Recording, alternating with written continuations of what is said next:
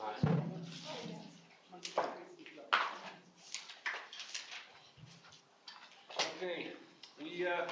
there's maybe some other people that may still join us, but we would like to maybe get started. We have the honor of introducing Professor Cees Leeuwis, who is professor in Wageningen University for Knowledge, Technology and Innovations. And he has been studying various aspects of innovation systems, innovation networks, policy, how research can inform policy, and some of you may have seen one of his publications, Global Food Security, which actually looked at CGIAR and challenged some of the challenges for CGIAR in terms of managing expectations and well, the whole issue about research and development and where the relative emphasis should be and how funders are maybe having, anyway, expectations that are not always aligned with the comparative advantage of CGIAR.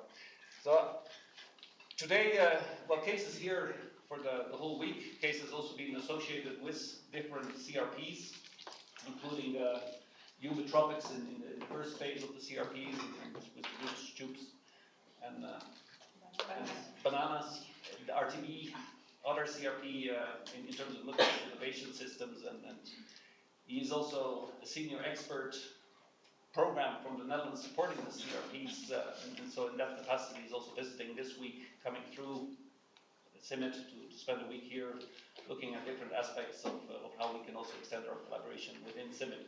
Because I mean, we have long-standing collaboration or interest to see how we can expand the collaboration and see how we can take it forward. And that includes some PhD students, including Diana, who's here, who's doing her PhD under that capacity. But today, Cees will be talking about responsible scaling and innovation from a systems perspective, and we'll be glad to hear more about that. And so basically, we have an hour and a half for both the presentation and Q&As, and so if any other follow-up questions, he will be here up to more or less Friday, although his program is pretty full. Cees, the floor is yours. Well, thank you very much. Thank you very much for hosting me. I'm really pleased to be at CIMMIT, finally. You're welcome. We have a lot of collaborations. Most of you probably might know Connie Almekinders, who is in my group, and we have collaborations with Lone around, for example, Diana. We had Tanya Martinez, Jens Andersson, who was sort of hosted in our group. Well, with Carolina Macho, we collaborate. We have a couple of students with Bruno and Jens around ICT and citizen science. So it's quite a lot of things going on, but nothing really big yet. And that's one of the things maybe that can come out of this week. I was asked to talk about scaling and innovation from a systems perspective. I added the word responsible to it. And I'm involved in the project on responsible scaling and gender, so I thought it would be appropriate to say a few things about what we're trying to do. So, well, we're in this world of AR4D, where we're working with Sustainable Development Goals. And the buzzword in the last years is scaling. Scaling solutions is going to help realize SDGs. That's kind of the common thinking. And I want to share first some insights about scaling and system innovation. Then I want to talk about scaling readiness, which is kind of a methodological approach, a little bit like what Leonard is doing with Scaling Scan. It's an alternative method to think and talk more systemically about scaling. And it's actually a response to the failed efforts we did in eumetopics, where we tried to start from a systems perspective, and we wrote a nice paper about that. That's not the paper that you were referring about, but it's kind of the history, the rise and fall of eumetopics. So it's interesting in this book. And then I will conclude with the third topic, which is this issue of responsible scaling and the need for methodological innovation in that area. So, well, scaling it's not the first term we're using. This is Rogers, 1962, his famous theory about adoption and diffusion of innovation, the paradigm of the adoption of an innovation by an individual within the social system. And here you see there's adoption, there's rejection, that was what Roger was explaining. Here's the adoption process, so people move through a process when they make adoption decisions, awareness, interest, evaluation, trial, adoption. And then, you know, there are information sources that can inform this process. So we need to provide information and knowledge for people to go through the adoption process. And then there are some characteristics of the innovation that play a role. So the important thing is that, and there's a lot of later models, technology uptake models, a lot of social psychological models that build on this, but this is sort of the root. And individual adoption is my argument. That's not a very good entry point to really think about scaling or even adoption. Although there's a lot of value in Roger's work. Because these individual models, they overlook some fundamental interdependencies that are usually there. There are vertical interdependencies, so people cannot adopt unless others in the value chain also adopt other things. There are horizontal interdependencies, so farmers cannot adopt things because their neighbors, because they depend on their neighbors to adopt the same thing. So, for example, in pest and disease management, potato diseases, they spread over fields, and if your neighbor doesn't protect, there's not much you can do about it, unless you are rich and you can spray all the time. And there are temporal interdependencies. So interdependence is a key issue, and that's not dealt with in Roger's theory. There's also interdependencies between the technical and the social. So organizational dimensions of innovation and policy innovations are critical.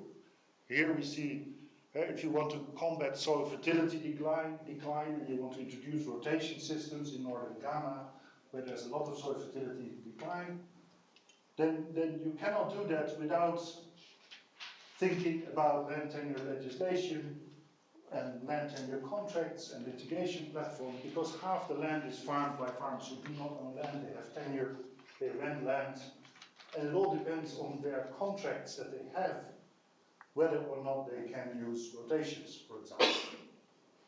Or when you want to introduce new varieties, well, you're very familiar with that, they are not going to work without new credit systems, new sort of ways of organizing labor, new markets to sell these new varieties to. And so again, social organizational issues are critical. And as I mentioned, pesticides, if you want to reduce pesticide use and have biological control of pesticides, again, you need agreement in communities, you need rules about how to go about pest and disease management, you need monitoring, you need sanctions, you need communication among farmers. We did some interesting experiments using Ostrom's theory about collective action in pest control. I can talk about that in the discussion if you're interested in that. But really showing that individual decision support is not really what matters if you want to control potato late blight. It's WhatsApp groups are actually more important to managing late blight than decision support tools that are individually focused. So that brings me to this idea of system innovations. So it's technology together with social organizational arrangements, which is actually the innovation that we're really talking about. And system innovations, well, they can be defined as a successful combination of hardware, new technologies, new management practices, hardware or new institutions, new relationships, trust building, new incentive systems, new rules, new sanctioning systems, new market arrangements, and software, new ways of thinking, new ways of talking, new ways of visioning the future, new ways of talking about things. So innovation, systemic innovations are about balancing these three and making them coherent. So it's no longer only about technology. Now systems, there's a lot of talk about systems, and one of the things that went wrong in human tropics that everybody had a different definition about systems. But so, just what is a system? Well, systems are, I define systems as 1 plus 1 plus is 3. So systems have emergent properties that none of the parts have. So here you have parts that, you can't drive from A to B with the parts. If you put them together, you have a car. And it has emergent properties that you can use. And that's a system. So they're complex. And if we say we want to change the system, then we're actually saying we want to change the emergent properties of the system.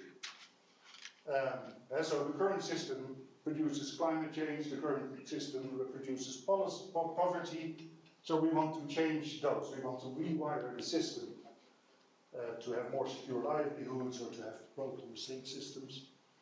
The problem is that these systems are very complex and that there's very limited possibilities to control or centrally steer those systems. It's not engineering. You can't engineer those systems. You can engineer a car, but not a socio-technical system. So that's a problem. And what I've told so far also implies that, when we're thinking about changes or scaling or system transformation, we're dealing with many things at the same time. We're dealing with things that need to scale up. We're thinking about things that need to scale down. And so if we have a new variety, maybe yield per hectare will scale up and use of pesticide and fertilizer use. Other things will need to scale down, maybe rotation with nitrogen filters. This is a fictitious example, but the thinking that there are multiple things scaling up and down at the same time when you're dealing with system transformation is an important thinking, because we tend to be focused. Usually our entry point is one of these things, and we need to look at the interdependencies, and that's the key message here. And scaling involves struggle. There are always multiple options, and they compete with each other, and also with the dominant system that is in place. So if here you look at the different sort of alternative energy sources, and we want to get rid of our fossil fuel-based system in Europe, for example, and we have wind energy, and we have solar energy, and we have hydrogen, we have geothermal and hydropower. So these are alternatives, but they compete with the existing system, and they also compete in a way with each other. They weaken each other because they're all trying to gain, to get the place. Same as, I suppose, true in a way for seed varieties. They are alternatives, and they have pros and cons, and they compete with each other in a selection environment. And so there's struggle. There's also something like power. Scaling can be leveraged or hindered from elsewhere in the value chain if we talk about scaling among farmers. So this is a picture of a value chain in the Netherlands, where we have 65,000 farmers and 70 million consumers. If you want to scale something among farmers, then the question is, where do we start? We can try to push farmers to change something, sort of push scaling, or we can try to influence the consumers to buy different sort of stuff so that they will influence the farmers. But there's also, of course, in the whole value chain, there's maybe 5 purchasing companies that, to which everything goes. And they're very powerful, so they not in every aspect, but you really need to think, where in this thing are we going to intervene if we want something to go to scale. So we need to think about investing the efforts and where the power in the system really is. So this is actually, all this, I suppose you've seen this figure. It comes from Bryan and Cross, 1943, the diffusion of hybrid seed corn in 2 Iowa communities. So within a 10-year period, 100% of the farmers adopted hybrid corn. But this is only realistic in a 10-year time period if it's sort of within the existing system, if all the orgware, all the things that you need are in place. The Netherlands, we also advocate this story, but the Netherlands was what was most important in the Netherlands agriculture was the price policies of the EU, the forced redistribution of land among farmers, farmer cooperatives, which if you have all that in place, then it becomes possible to scale things in this way in a 10-year period. But that's a rather unique situation, and it's not the situation we're usually dealing with.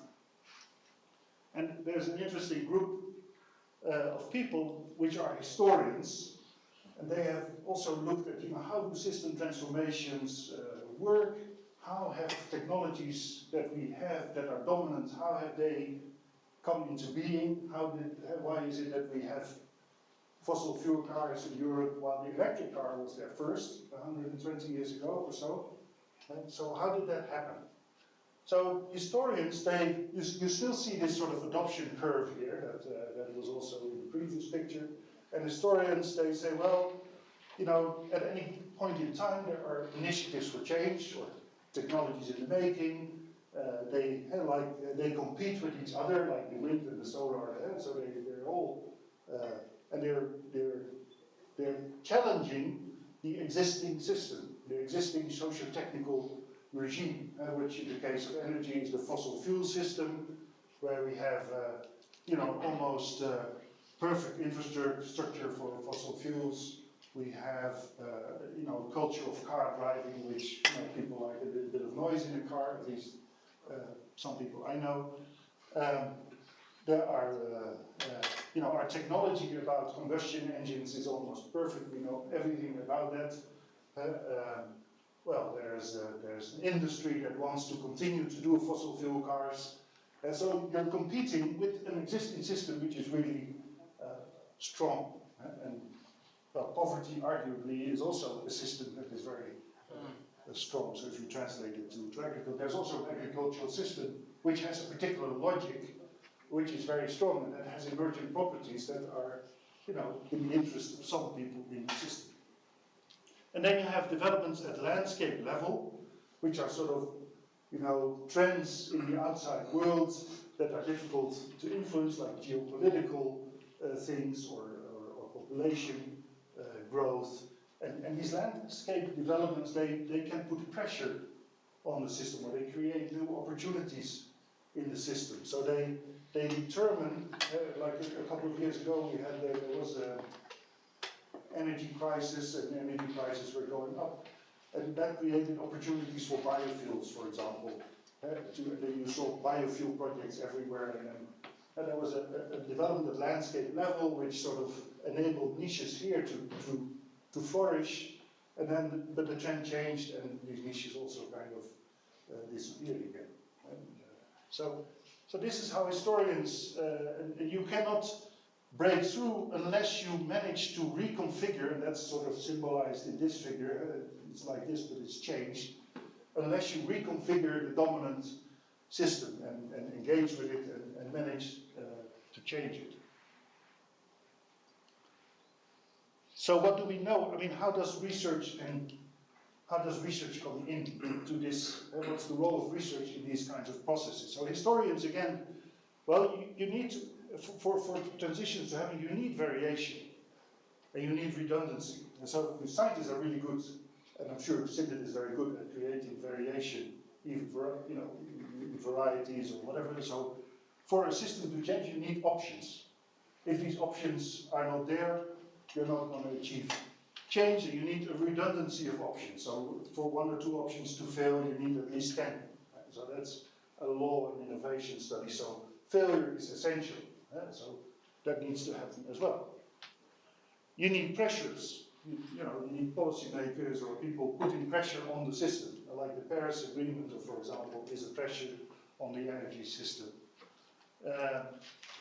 And these options need to learn towards maturity and towards readiness. And so these options, of course, they cannot compete with the existing system in the beginning. So they need to be protected. It needs to be able to learn, they need to be resourced and subsidized in order to learn and to become mature. Of course, you can overprotect them, and then a lot of projects we see overprotection where all the resources are put in projects only to make them successful, and then they collapse, of course. So you need to be smart in this. You need to protect to a certain degree. And you need to build support coalitions, because it's a struggle. It's eventually about politics and power. So your option needs to be strong, and it needs a coalition for change behind it. And those coalitions are also discourse coalitions. So they, communities of actors talking in particular ways, framing things in a particular way, and rallying people around those things. So support networks and coalitions. And here this notion of readiness is my bridge to this scaling readiness thing that we're developing.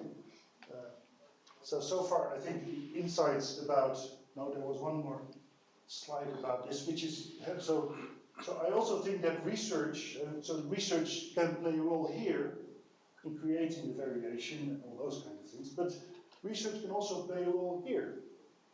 And in the article that I showed earlier on, we make a plea, for research in development, not so much research for development, but putting research in development, whereby research itself is sort of a vehicle for change, and where you create conditions for scaling during a collaborative research process. So it's research in collaboration with all sorts of societal stakeholders, because research can be a vehicle to bring interdependent parties together. If people depend on each other for change, they need to come together in one way or another and reach agreements. And research is actually, in conflict management literature, if you have a conflict and you don't know what to do, organize research. And bring people together around research, because if they do research together, you have a chance that the relationships improve. They're doing something together at least. They may develop common starting points and visions. They are already waiting for the results before they're ready. And so there's a lot of things already happening during data collection, that's already very valuable for scaling, so scaling happens before the research is finished in this story.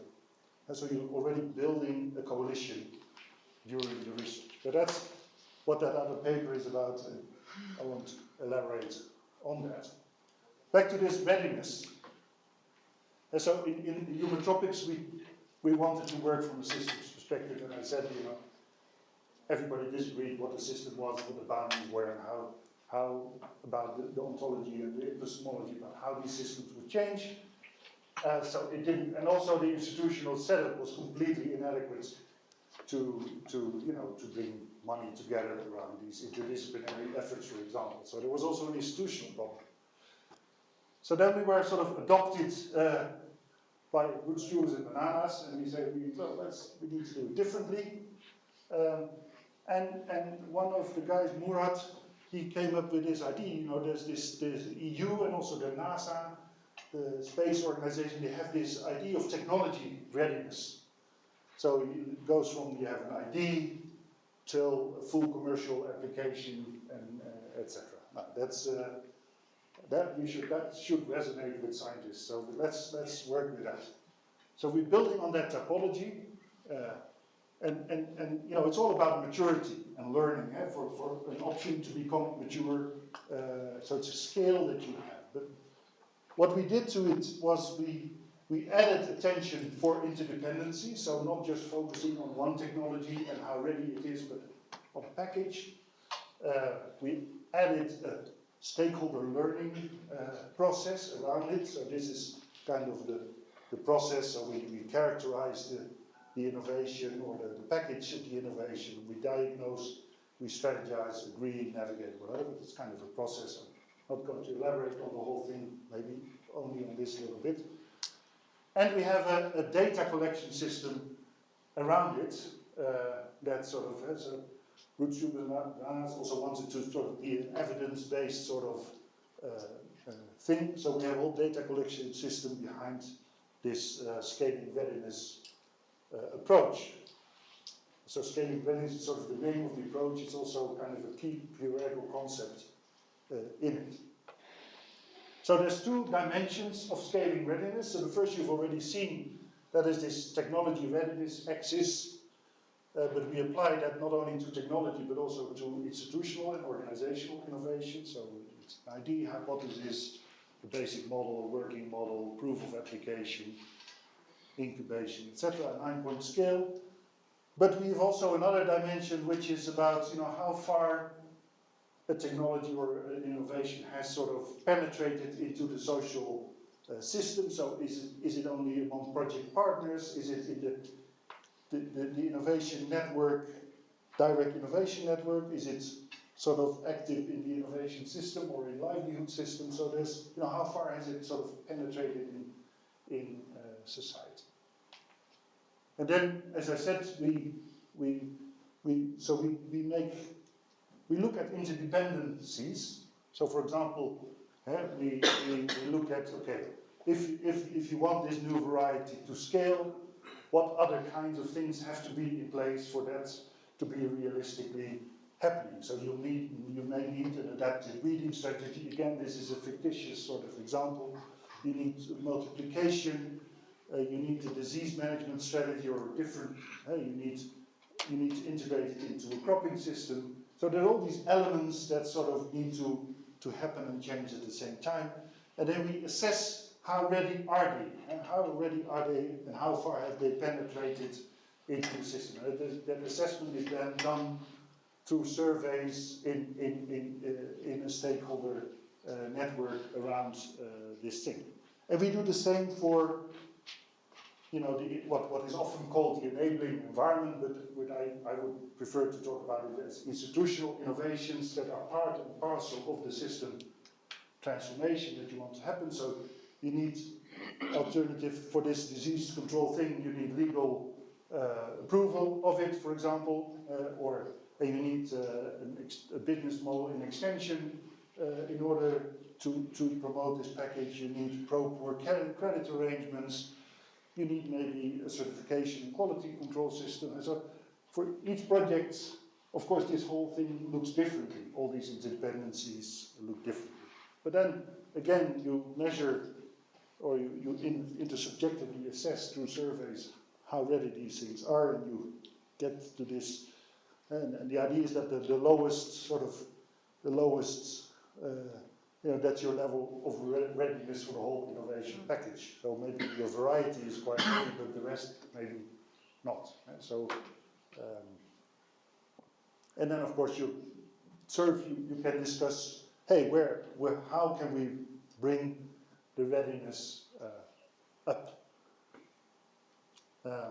And so then you have to think about scaling strategies. And so what are the key bottlenecks in this graph? And which of these bottlenecks have leverage over other bottlenecks? So where do we need to invest our resources if we want to improve the readiness of this whole package? There also we need to think about options.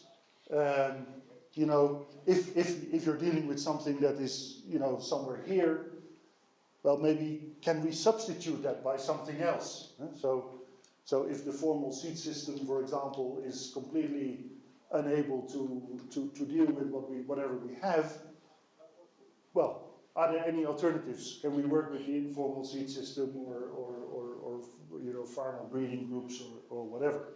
So can we substitute? Can we outsource? Can we outsource to people who are better equipped to develop something than we are? Can we develop it ourselves? Or if it's simply, if the discussion shows that it's simply impossible to scale, maybe we need to go somewhere else with this whole thing. Or maybe reorient the goal. So maybe we come to the conclusion that this thing cannot be scaled, at least not for the goal that we had in mind, and maybe it can go somewhere else. And then we have to think about partners. So we also do network analysis, whereby it becomes clear who has contact with whom, what could be feasible scaling partners or other organizations that you needs. And this is part of sort of strategy development around scaling, and the process sort of makes people think about these kinds of questions. And so it's a quantitative assessment, so ideally over time you will be able to see and to monitor, you know, the increases or the decreases in your readiness. So it could be a monitoring tool for organizations. Question is, of course, if donors accept this as sort of evidence of progress, but that's another issue. But I think it's kind of interesting to try and do that. But scaling is not inherently good. Scaling can also foster, scaling one thing can also, because there are these interdependencies, can also, you know, generate new forms of inclusion, but also new forms of exclusion. It may have undesirable consequences. So maybe a few oil palms is very nice, but if the whole of Borneo becomes an oil palm plantation, then maybe it's less desirable, perhaps. This is a picture of the Dutch, you know, the number of Dutch farmers that we had. In the 1950s, we had 400,000. I think now we're below 50,000. So this is also kind of a consequence of scaling, that this is something. And there were, you know, there were politically legitimate, and there were political decisions to move in that direction, and it's democratically decided. So maybe that's a legitimate choice, but so it does show that we need to think about responsibility issues when dealing with scaling. So hence, responsible scaling. There was a term that in Wageningen was coined by Seert Witboldus, and he was one of our PhD students in the human tropics era. So he did a very nice job on that. And so we wrote a paper with Nina de Roo and Connie, Scaling Modern Technology or Scaling Exclusion. She was actually showing that, you know, introducing this new technology actually also led to this exclusion phenomena. And but it's, you know, so it also signals that we need to think about the means and the end.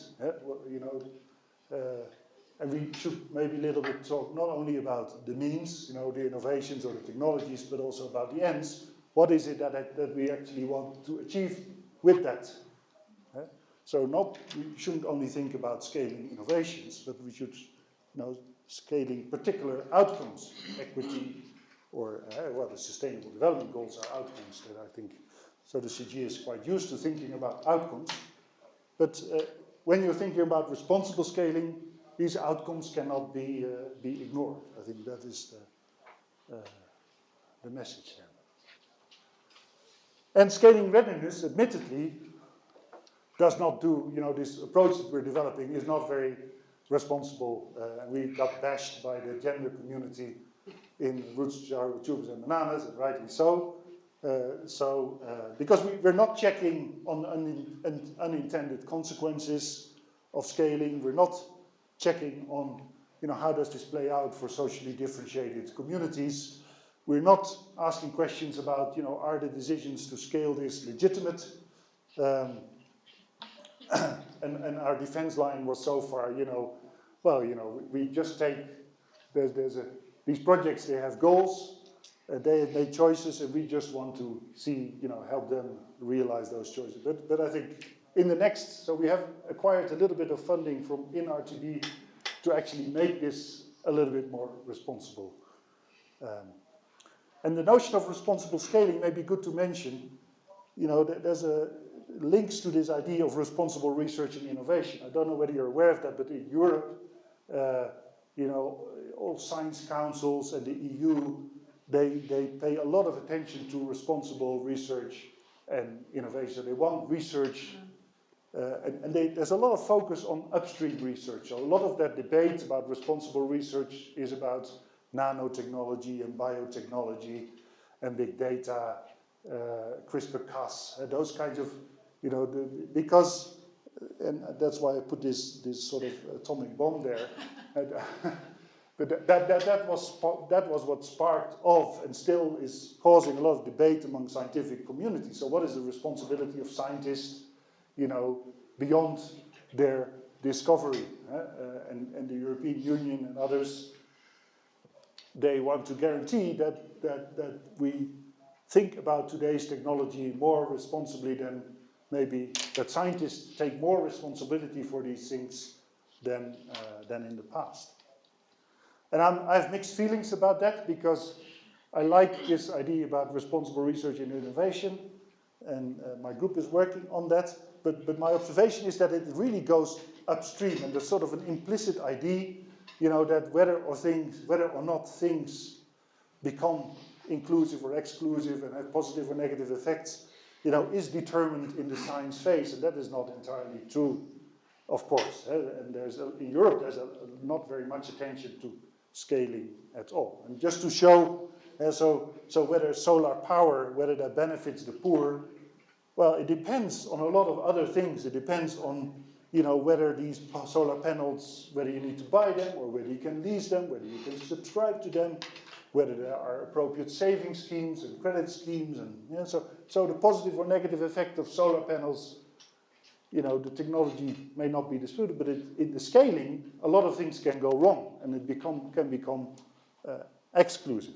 And the same, of course, you're familiar with it, whether women benefit from improved varieties.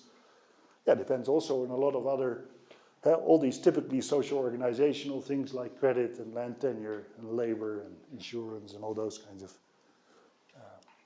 things. So, the readiness of an innovation package, and that's what we talked about in scaling readiness, depends, maybe gender specific or socially.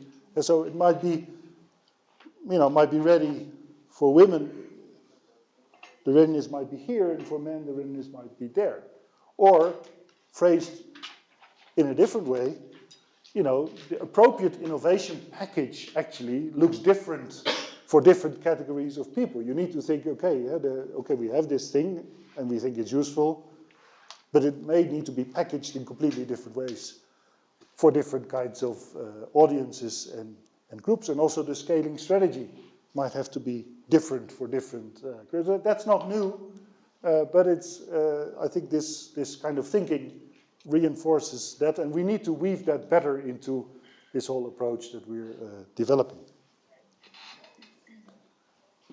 So we need to complement responsible research and innovation with responsible scaling. And this is a framework for responsible research and innovation, and it mentions 4 important dimensions. We need to anticipate what could be the consequences. We need to include. We cannot decide about these things on our own. We need to be reflexive. That means we need to look critically at our own assumptions and our own, the way we are driven. We need to be responsive to whatever people think. And so these kinds of things maybe need to be included in discussions about scaling as well. Scaling for whom, for what purpose, under what conditions, in what package, unintended effects, etc. And we're, in Roots, Tube and the Bananas, we're working on a couple of methodological innovations, and that's the last bit, and maybe I want to mention 3. So the first is that we want to work on, what is relevant social diversity in a particular setting. So if you have a scaling ambition, or what you can segment farmers, or you can segment society in 1,000 different ways, and it's not obvious that gender is the right way, but can we develop typologies that are sort of regionally sensitive, that don't focus on a village but on larger areas? Can we mobilize existing data and expertise, quantitative data, qualitative data, emic perspectives, ethic perspectives, so insider perspective and outsider perspectives? Can we mobilize that? So we want to build a methodology.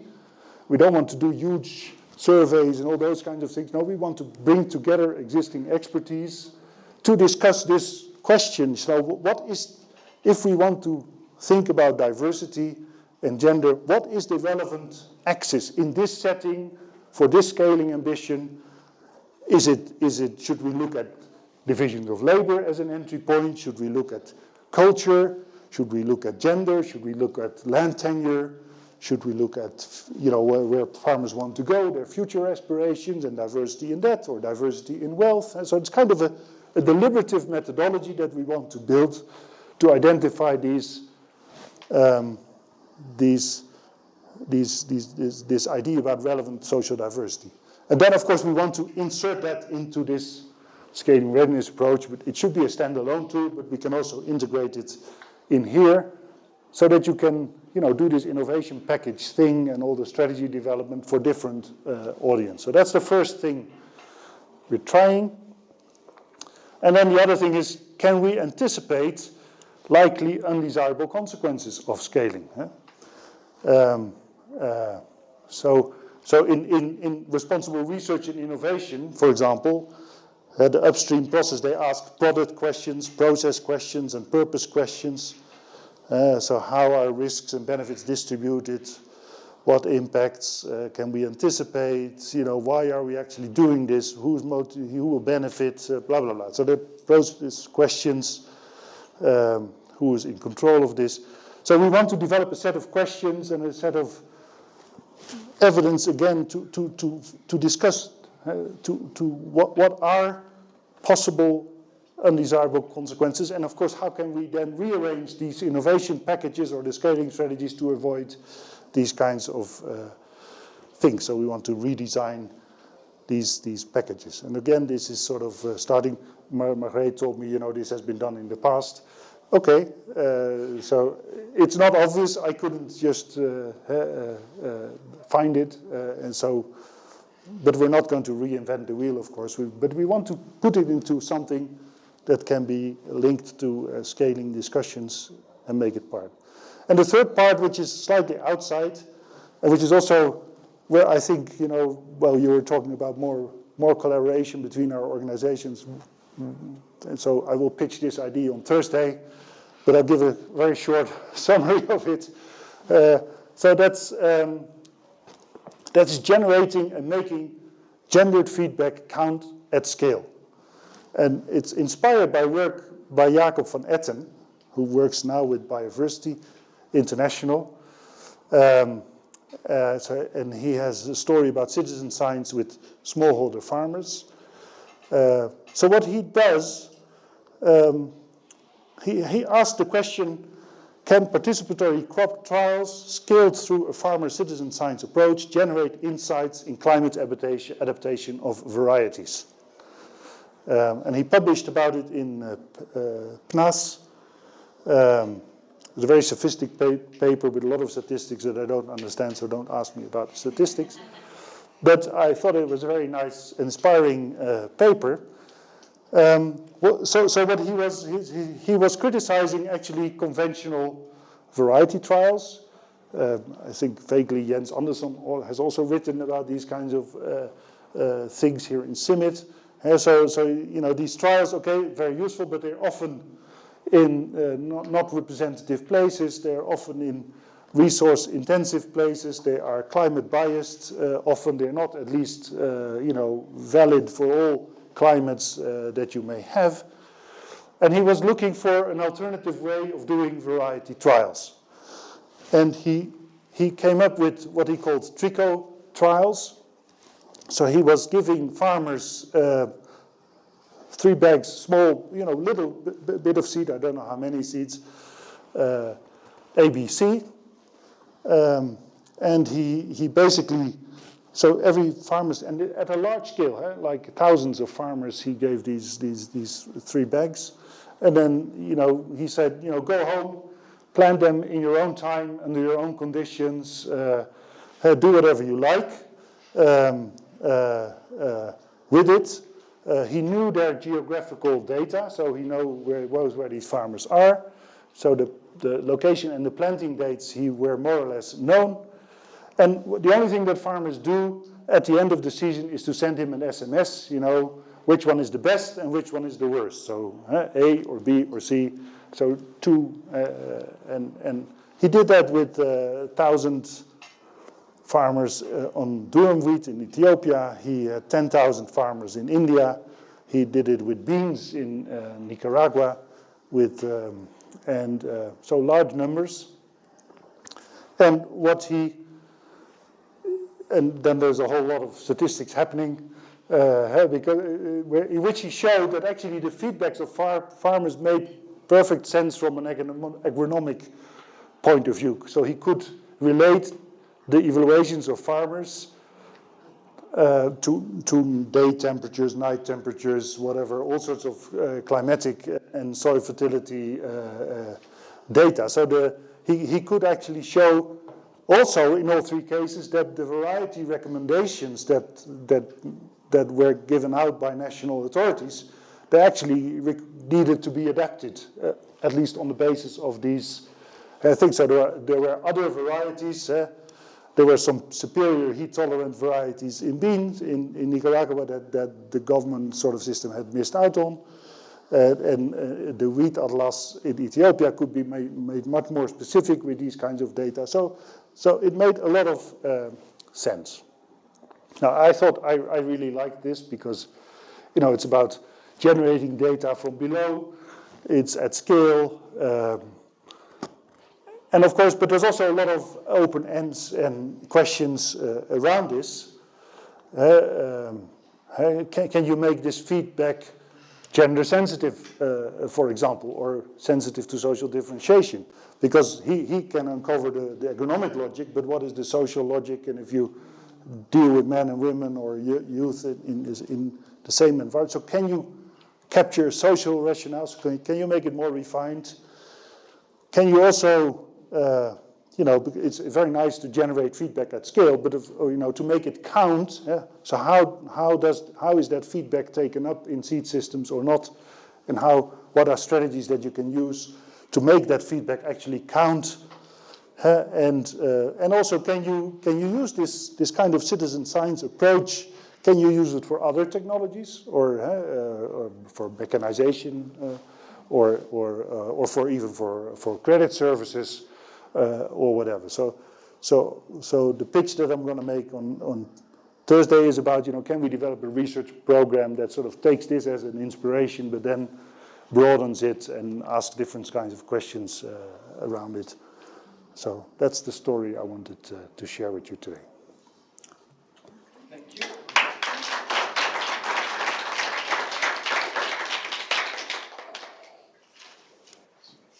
Okay, we would like to open it up for questions.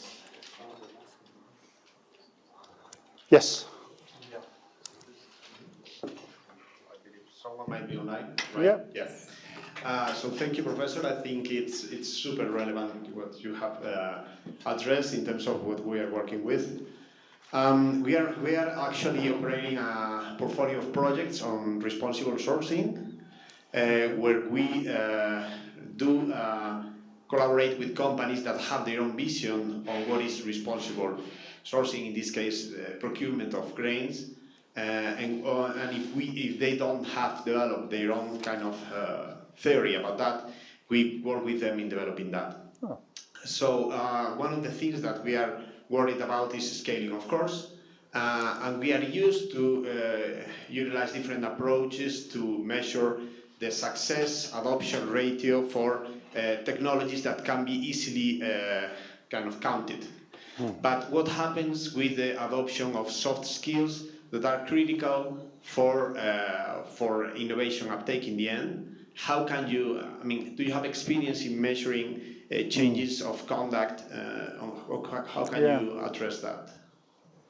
Yeah, so this is indeed a big problem in our system, I think. Yeah, so we're used to measure adoption of technology at household level, and we count numbers of technologies or numbers of farmers using something like that. And of course, if you think about things in a systems transformation way, system transformations take 10 or 15 years. So you don't see any adoption in 4 or 5 years or whatever. So you need different ways of actually monitoring, evaluating progress. So how do we know that in a trajectory of 15 years, we're doing well. It's kind of linked to, it's not precisely your question, so you wanted to see the soft, how can we evaluate the soft skills of our partners in acting responsibly. So I think we need to, so yeah, I don't have experience with exactly that question. So how do you measure soft skills? I'm sure that there are experts that are able to do that, or that have thought about these things more. If you think about system transformation how do you see whether a system is changing is changing at all? Right? And so, for example, these coalitions. I've been thinking about can we monitor coalitions for change can we make forms of network analysis, for example, showing the strength of a particular coalition or of a particular partnership or the people that are involved. And that is the advantage is that you can do that in quantitative ways, which donors often like.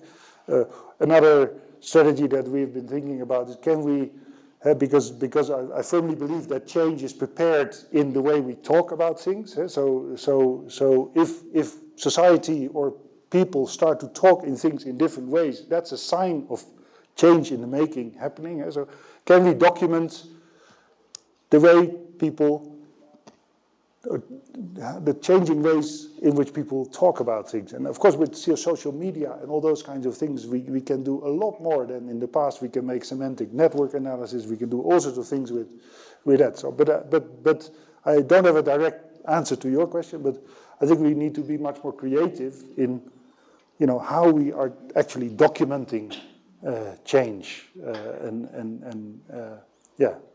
have other forms of quantitative. Of course, we need outcome stories and all those kinds of things, but we also need to think about quantitative parameters that show change in the making.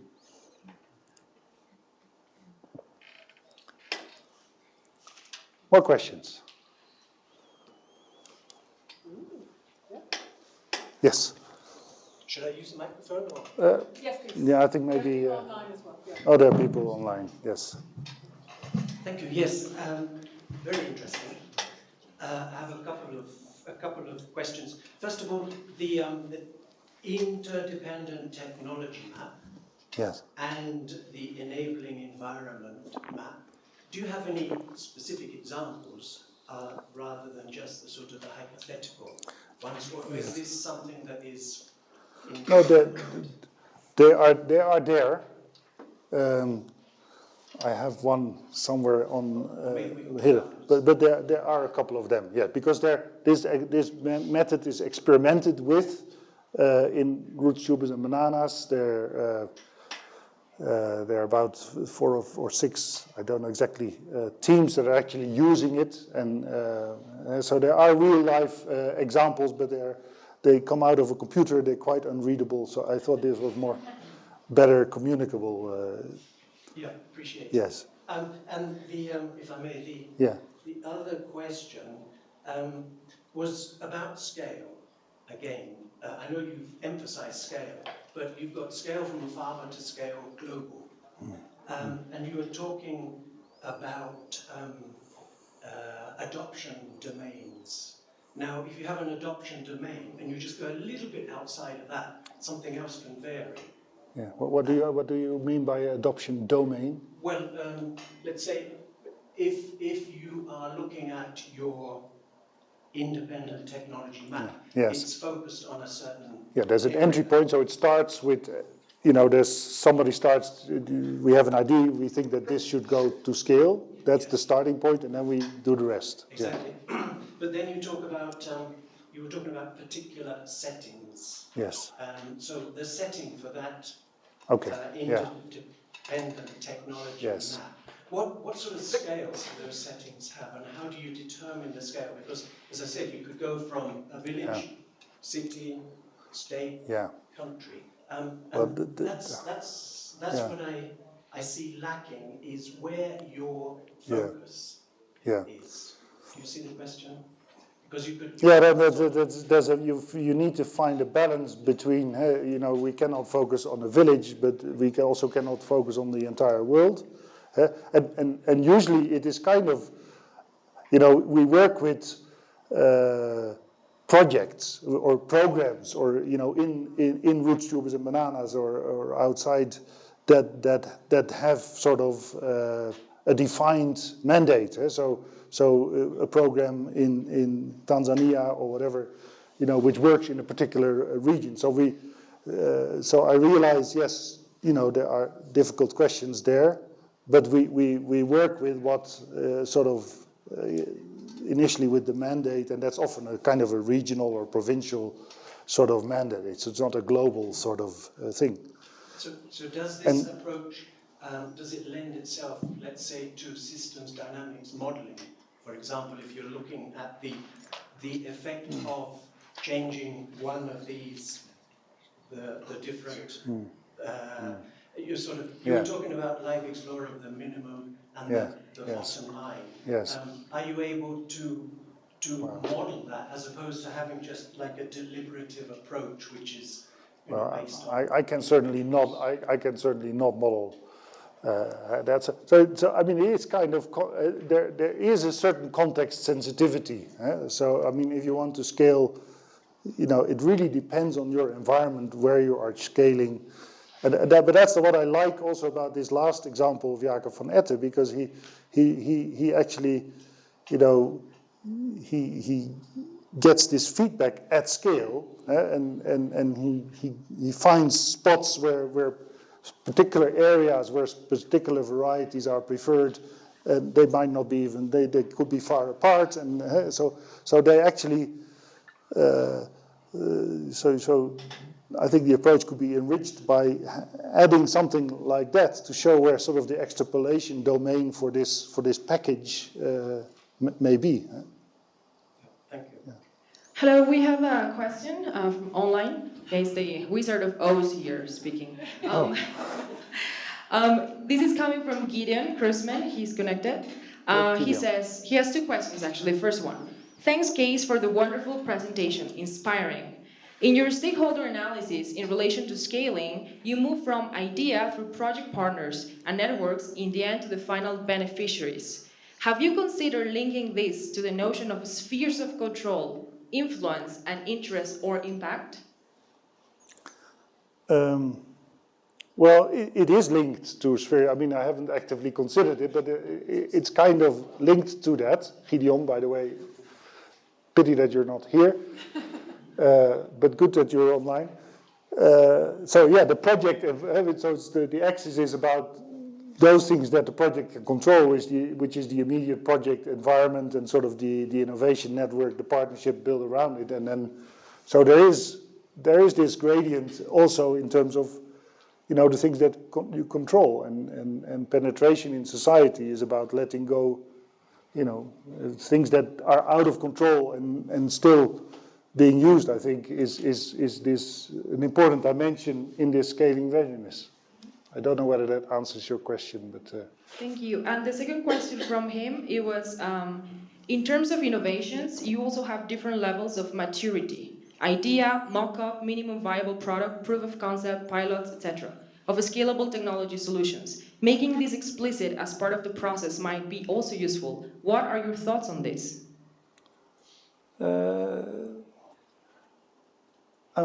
I think that's what we're trying to do, isn't it? That's your 9-point skill. So we work with teams, and the teams, they, you know, the starting point for the team is we have something that is ready to go to scale, and so they think, hey, we have something great, and we need to think about scaling, and then we ask them to critically reflect and to answer a couple of questions through these surveys, and then they discover that maybe, you know, maybe it is not as ready as they had thought it was, or it depends on other things that are critically important, but which are not ready. So I think it's a tool that fosters reflection and creates feedback about the readiness of your thing in different configurations. So that was precisely what we're trying to do. I think this way of, so it's kind of a systems perspective. So it's still, you try to place the thing in a broader system, but you don't start from the system. You start with, what often the starting point is in the CG. Okay, thank you so much. We have a final question from Santiago Lopez, and he asks, well, the notion of unintended consequences reminds me to the concept of precautionary principle that has been widely criticized because it leads to inaction. This under the logic of it's difficult to know the degree of intended consequences. It is nearly impossible to actually grasp and know the level of unintended ones. So, any word about it? Well, I think we can't, I agree that it's difficult, and there are, it should not get us into a position that we can't do anything anymore because, we become impotent because we're all the time thinking about it. On the other hand, there are so many examples of negative consequences of scaling, and where you can really wonder whether the balance in the end is positive or negative. So we need to just get better about it, I think. So it's worthwhile to try if we can become a little bit better about anticipating things. And things have happened, so it's not, if you're working in a project in Tanzania, other people have tried to scale things in other places. So it's not that there could not be any evidence, and there's also history which teaches us an awful lot about if we have new genetic techniques or whatever, how are they taken up and what could the consequences be. So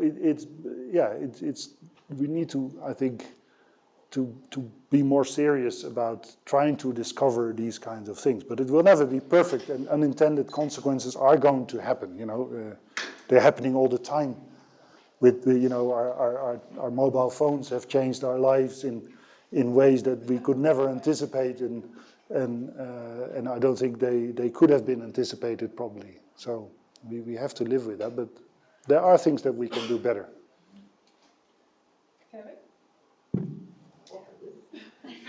Thanks. Really thought-provoking presentation. I enjoyed it very much. And one of the thoughts that come to mind is this idea of scaling technology or scaling exclusion is an interesting thought, and it brings me to thinking more about scaling for outcomes as what we need to think more about.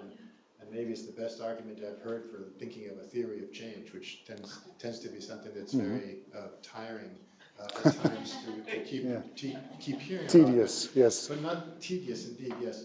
So I think we need to start thinking about technologies, developing technologies. I mean, we do more technology development than scaling at Summit, although ultimately we partner for scaling.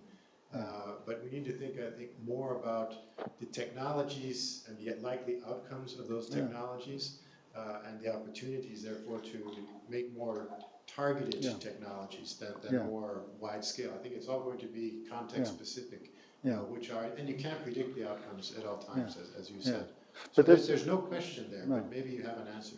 Well, but it's interesting because the CG is actually an organization. If you look at the strategic results framework, it's all about outcomes, isn't it? It's not about technology. And so it's interesting that the organization has these system level outcomes and whatever outcomes there, and that yet you're saying that's not the way we think. Huh? We develop technologies. Yeah. Yes, but you need to. Greatest influence, right? Yeah, but no, but that's your strength, is to develop technology. But your mandate is to produce outcomes, to improve welfare or equity or avoid hunger. So I don't have all the answers how to do that, but I know that Lennart here is thinking along similar lines. You had an interesting book yesterday that sort of also thinks about, how can we think about technology as a means to an end? It's not the other way around. So yeah. So I don't think I can help you, but I think we need to think better. And theories of change are not, you know, I'm not an advocate or theories of change, the way they are made they're not scientific theories of change, so, to be honest. I mean, they're often theories of change that are made by a group of stakeholders or by a group of scientists that do want to present a plausible story for donors or whatever. But they're not rooted in this, for example, this stuff that the historians are telling us. So the historians telling us we should be creating, you know, it's all about struggle and it's all about coalition building and it's all about becoming more mature. I hardly see those terms in theories of change. You know, I don't see any people theory of change that talk about we're going to create a coalition or we're going to produce failures and then learn from them, or, you know, I mean, so the theories of change that we use are actually flawed, and that was actually also a point in that infamous paper that you were mentioning that infuriated your boss. Sorry.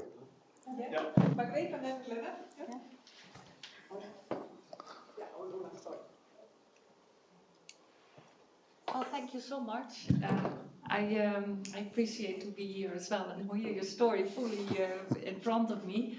I think there are really good points to elaborate on, and I want to tell about three things.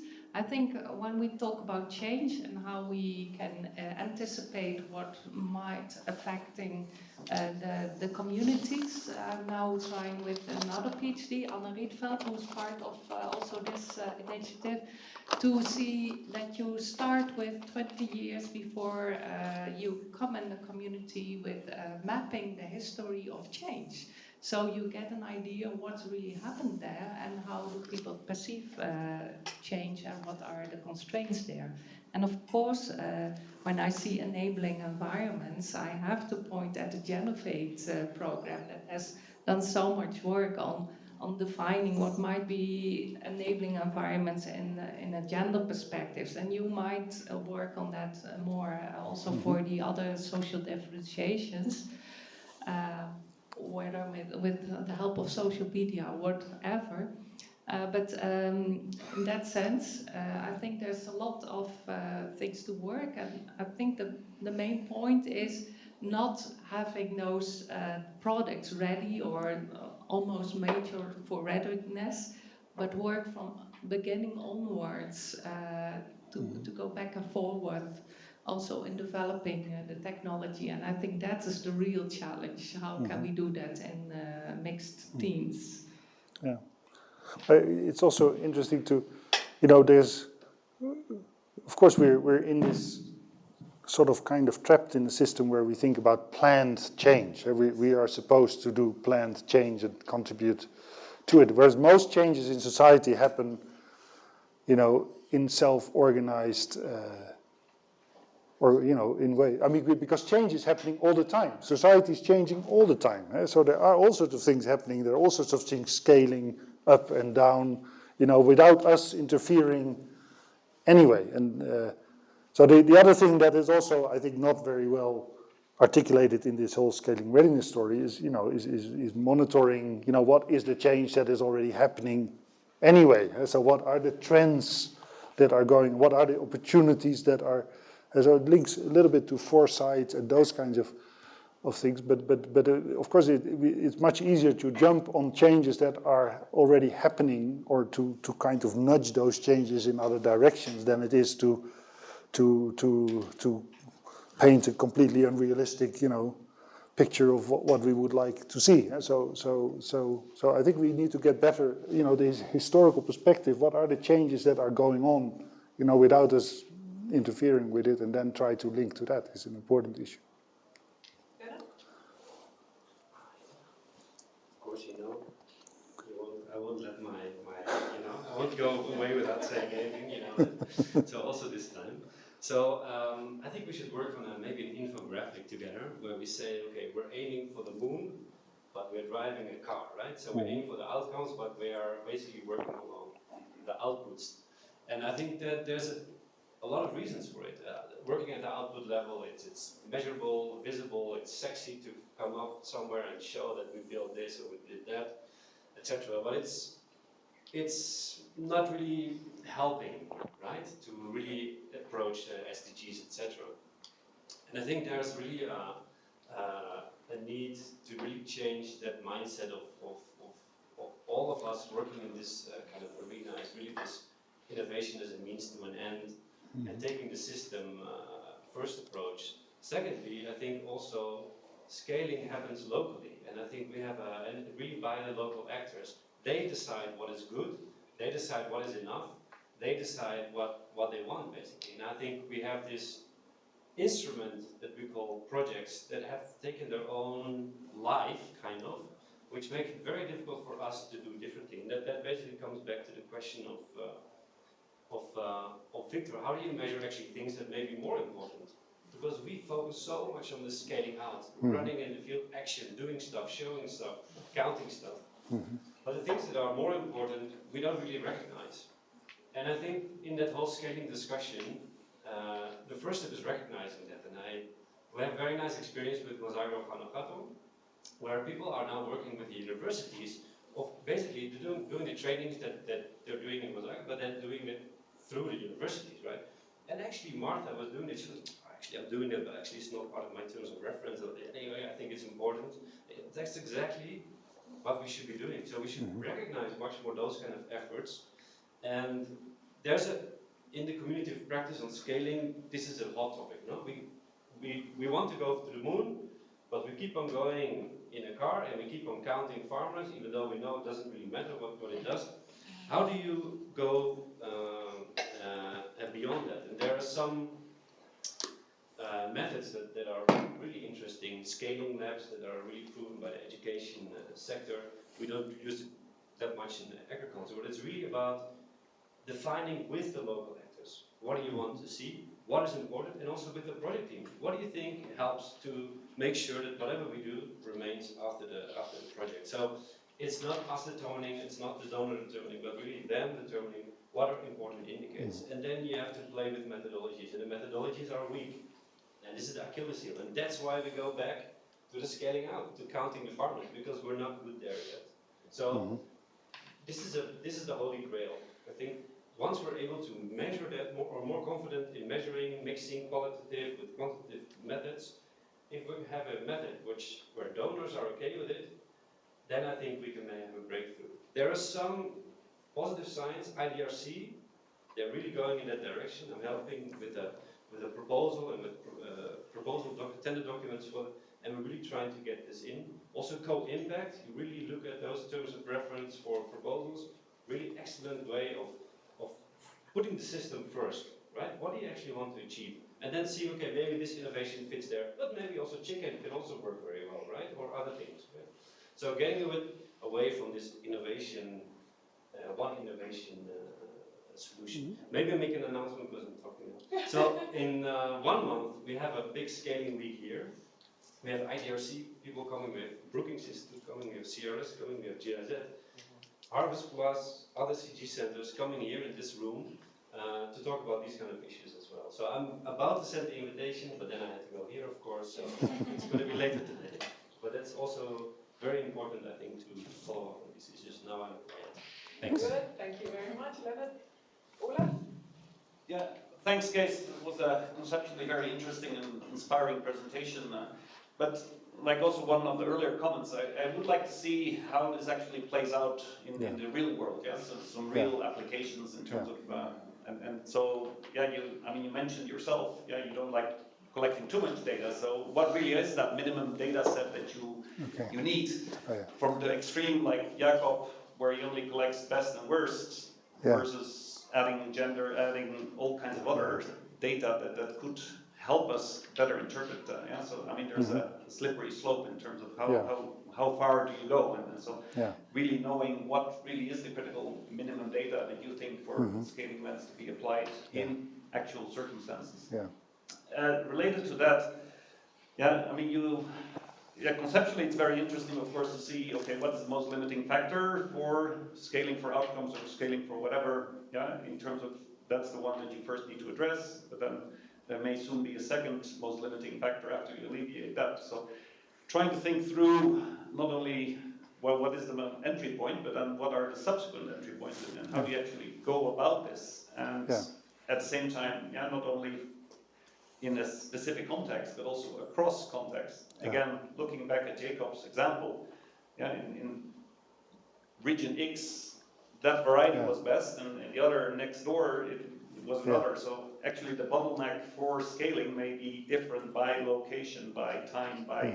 So actually thinking through that whole process in terms of, so conceptually yes, but then actually how to operationalize it would be a very interesting area to see how RTB has gone about it, and I think also from CIMIT's side we would be very keen to see how can we do more research around that area. Yeah, so I mean we started with this in 2017, I think. So the methodology is now we kind of, I mean it's not ready. It's not ready on our own. It's not scaling ready. So, but we're so the next couple of years we will doing some economic analysis of is it really worthwhile to do it in this intensive way, because it takes more time than the scalings can. Although the thinking is kind of lots of similarity in thinking. And we're going to do impact assessments, how, can we really demonstrate that the readiness is indeed, and can we really make plausible that our approach did actually lead to that? So we're in the process of documenting more solidly that this makes sense.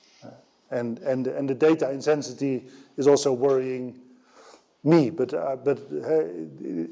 if you do it properly, then it's quite a bit of time. So that's why we also want to analyze if it really helps to scale. Then maybe the time is well invested, and if not, and there were also the same problem. What is evidence that you have? What is evidence for having impact on this? So. Anyway, we need to think about our own assessment as well. But the real cases are there, and they will be documented, and they will be published in 1 or 2 years' time.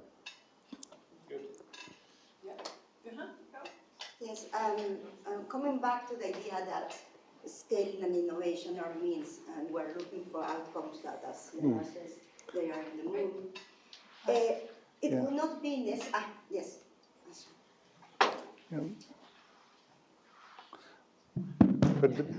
Coming back to the point that scaling and innovation are means for outcomes that can be in the moon, it would not be worth discussing about those outcomes and understanding them deeper, because sometimes we discuss about poverty, we discuss about hunger, and also we have assumptions about what we understand of poverty and hunger, and how those phenomena work out and how they are produced and reproduced, but we don't really explicitly discuss about them. We don't really construct like institutional narratives of what we understand as poverty, as hunger, as inequality, as natural resource management.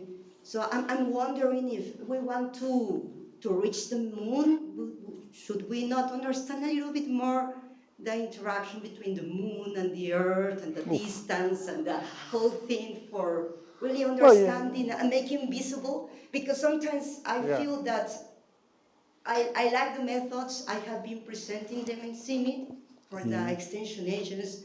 A lot of the slides that you are making reference, I use them. But I come across to the idea that if you put people together discussing about poverty, about hunger, about inequality, and it is those topics that we discussed in chats with Masagro last year, people have different impressions, the knowledge is completely different. But people have different objectives. I mean, just one correction. I mean, I think we should think about outcomes, yes, but I don't think, we should also, that doesn't mean that we shouldn't also think about the means. Of course, the mean, because you need as I said, you need variation, To achieve any outcome, you need variation, you need options. Let's not only focus on the outcomes, but indeed, outcomes. It's there's a. What are the outcomes that we want to achieve, and how do we define those outcomes? You're quite right that people have different views about whether there is poverty in a particular area and what it is and how it looks like. So yes, I mean it's useful to discuss exactly what the objectives and the ambitions are and how they can be defined. I think that it's necessary, not useful. It's necessary. Yes. Yeah. So you're also saying that scaling readiness, doesn't have that discussion properly included in it. I suppose that's implicitly. I recognize in Sharp's theory of change for scaling that at least he tries to engage a little bit in that discussion about the outcomes. But I recognize that theories of change are like kind of not very easy vehicles for achieving that. But at least it obliged people for discussing about things. So let me give you an example. CIMIT has the mandate to reduce poverty. Yes. Do we have to work with the poorest? Do we have to target the poorest of the poor for working on poverty? That's our theory of change? Or we are thinking that working for not so poor people, because it's challenging. But now you're talking about the strategy, not about the outcome. Because the outcome is so it's the pathway towards. And who is your audience then, and what makes most sense? So I think it's very. We need to have those discussions, but it's also the question is where should these discussions take place, and who are the legitimate decision makers about these things? I mean, I think like the Netherlands decided to have democratically decided that we would have a market-based system and that we're going to get rid of our farmers, basically. So, I mean, yeah, that's what the Netherlands decided. They can't help it. So then there's also personal responsibility. Do I want to work with those kinds of within that kind of policy context? Is that there's a personal ethics there as well as an institutional ethic. But for me, it's important. What I'm trying to say is that that there is a legitimate decision making about what desired outcomes are and how they can be defined. And we cannot. I don't think a research institute can decide for local farmers what is good for them. But the Mexican government, I think, probably can. I mean, even if they are wrong, or if you might disagree with them, but they have a legitimate, or ejidos or whatever. There are decision-making authorities that have legitimacy, and that I suppose can define outcomes and how we should define them. And then for me, I think it's probably legitimate to work with them, even if maybe you have a personal preference that's different. But okay. Yes. I would like to thank you very much. Okay. I mean, before everyone walks out, yes. People Time's up. I mean, thank you very much. I mean, there was a lot of active interest here and some people listening in. I mean, you really touch on a number of interesting aspects that are dear to our heart. So we would be happy to continue the discussion, but maybe after the session. So thank you so much, Cees, for sharing your thoughts. Yeah. And I think there is really appreciation. Thank you so much. Thank you. And for the record, there's still some farmers in the Netherlands. 50,000.